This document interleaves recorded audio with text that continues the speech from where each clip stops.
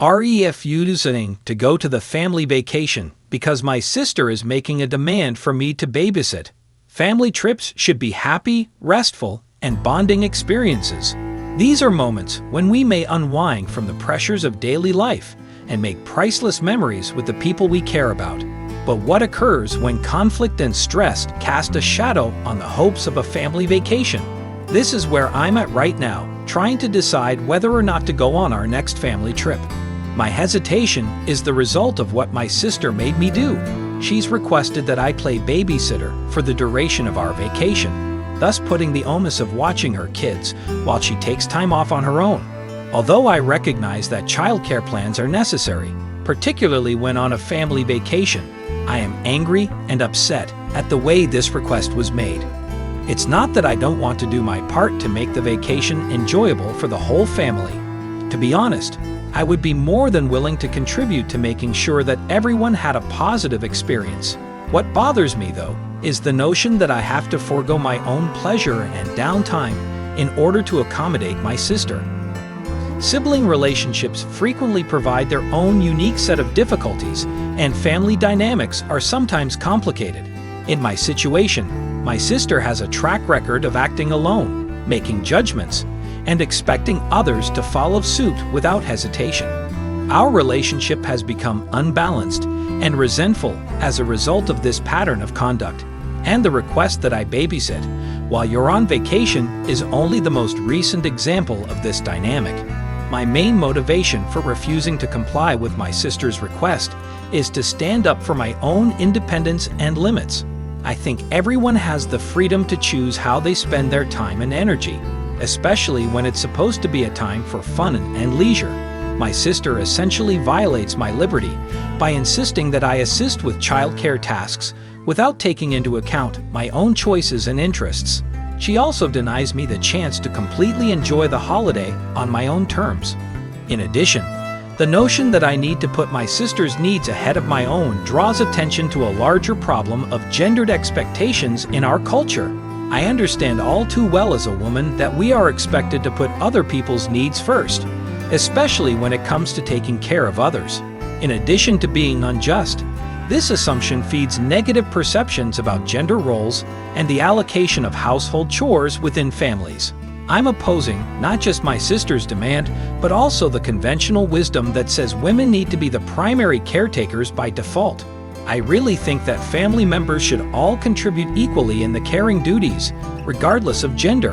I'm fighting for more equality and liberty inside my own family by defying antiquated gender stereotypes and expectations.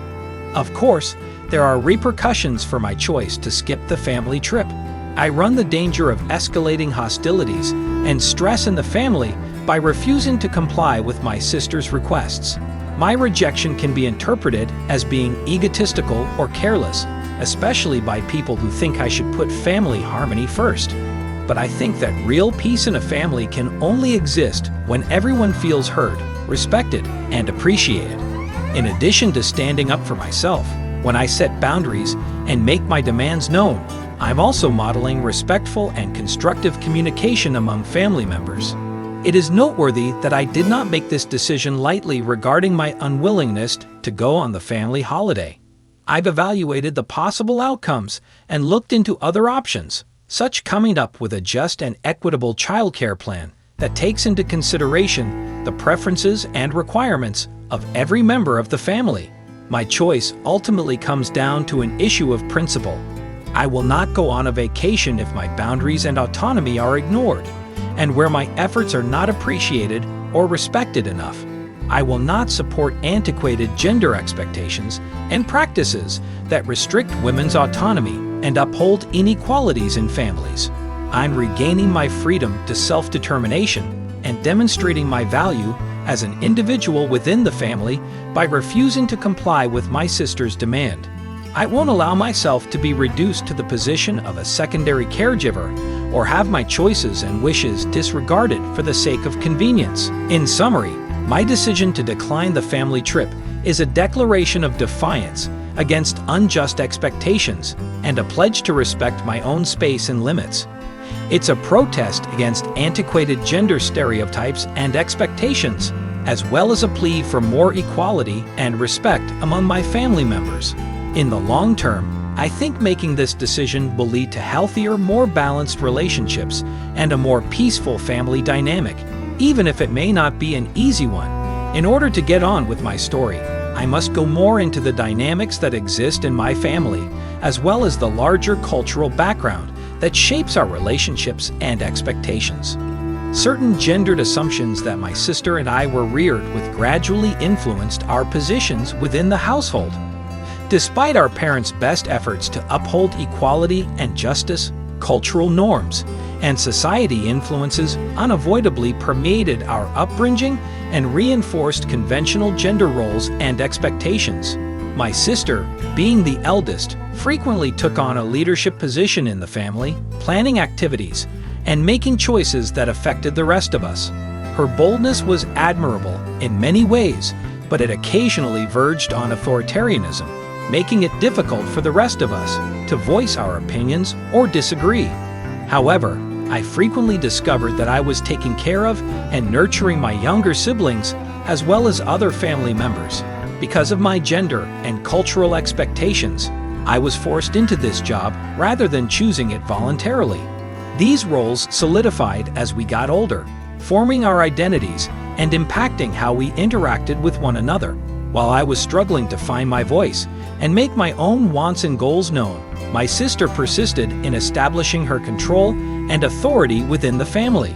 One instance of how these dynamics manifest in our relationship is the demand that I watch the kids when they go on vacation. It's a reflection of my sister's expectation that, as the family's designated caregiver, I should put her needs and wants ahead of mine. However, my sister doesn't realize that providing care is a two-way street. It is a mutually respectful and understanding relationship. I demand the same amount of regard and respect in return, even though I'm more than happy to assist her and lend a hand when necessary. I'm challenging my sister to reevaluate her own actions and expectations by declining to go on the family trip, in addition to claiming my own independence and limits. I'm making it very apparent that I will not submit to demands from others or allow myself to be reduced to a preconceived role. Naturally, taking a position has its own set of difficulties and repercussions.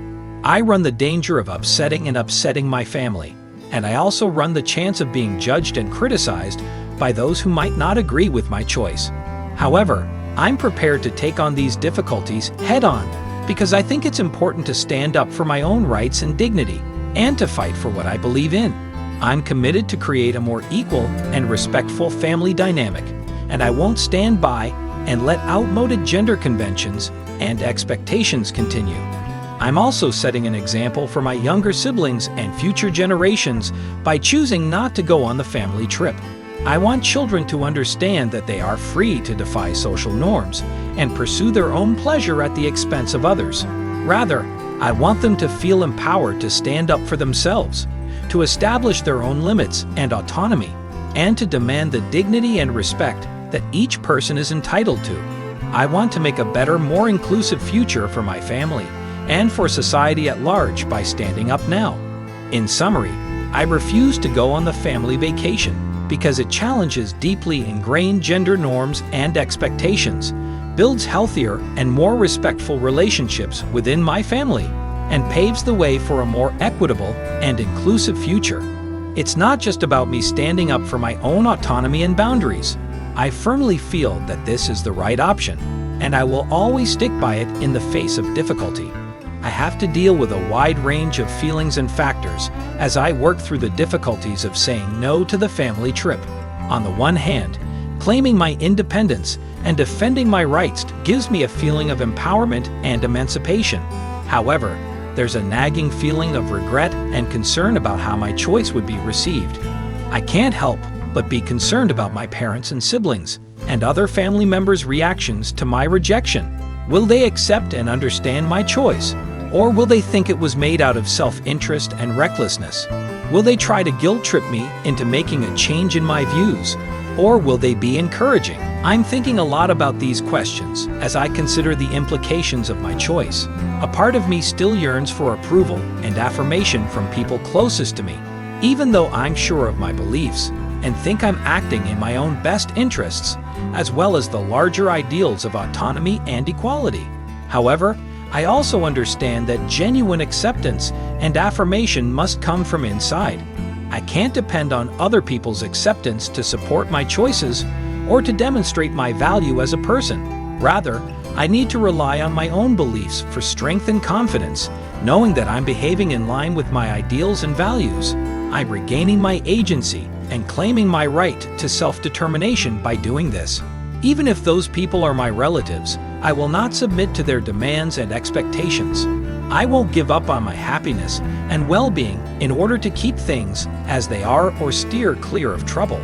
That isn't to suggest, of course, that I don't consider my choice carefully or that I won't be affected by it later on. I am aware that my decision to skip the family trip might lead to conflict and strife, but I'm ready to take on those issues head-on.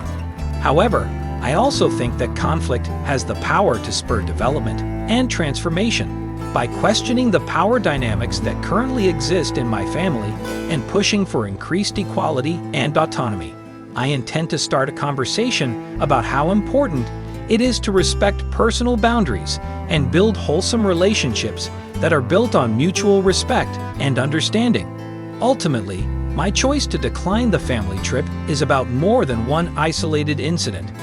It's about standing up to injustice and inequity in all of its manifestations.